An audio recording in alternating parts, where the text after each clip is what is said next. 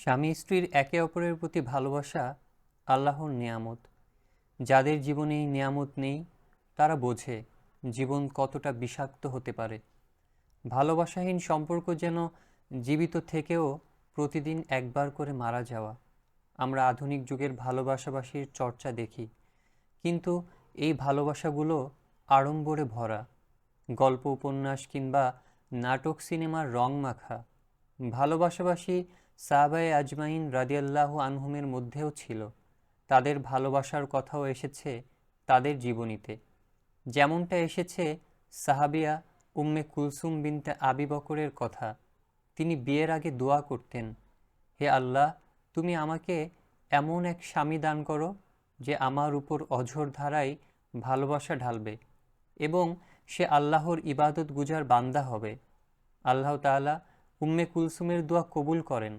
তার জীবনে স্বামী হয়ে আসেন তালহা ইবনে উবাইদিল্লাহ রাদিয়াল্লাহু আনহু, জান্নাতের সুসংবাদপ্রাপ্ত 10 জন সাহাবীদের একজন।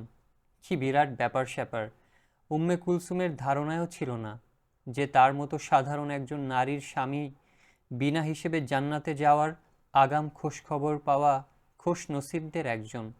শুধু এতটুকুই নয়, তালহা প্রাণ দিয়ে ভালোবাসতেন উম্মে কুলসুমকে। উম্মে কুলসুম নিজেই বলেছেন, তিনি যখন আমায় দেখতেন খুশিতে উদ্বেল হতেন। আমার আওয়াজ শুনে মুচকি মুচকি হাসতেন। আমি কাঁদলে তিনিও কাঁদতেন। আমার বিছানায় আমার বুকে মাথা রেখে শান্ত হওয়া ছাড়া তিনি ঘুমাতেন না। আর কোনো সালাত এমন ছিল না যার পর তিনি আমার জন্য দোয়া করতেন না।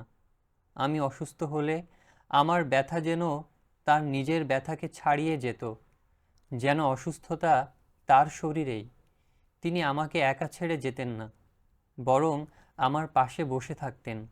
তিনি যখন খেতেন আগে নিজ হাতে লোকমা তুলে আমাকে খাওয়াতেন।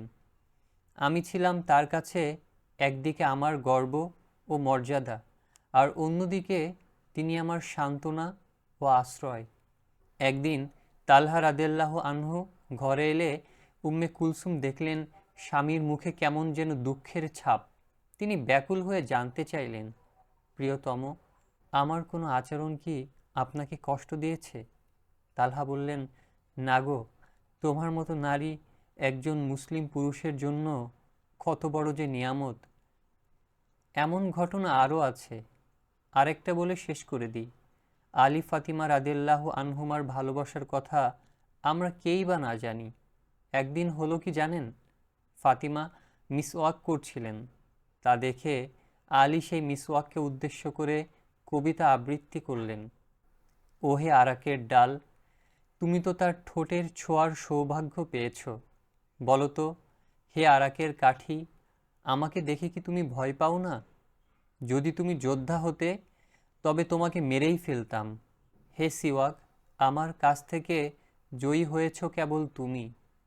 রমাদান মাসে অনেকেই বিয়ের জন্য দোয়া করেন।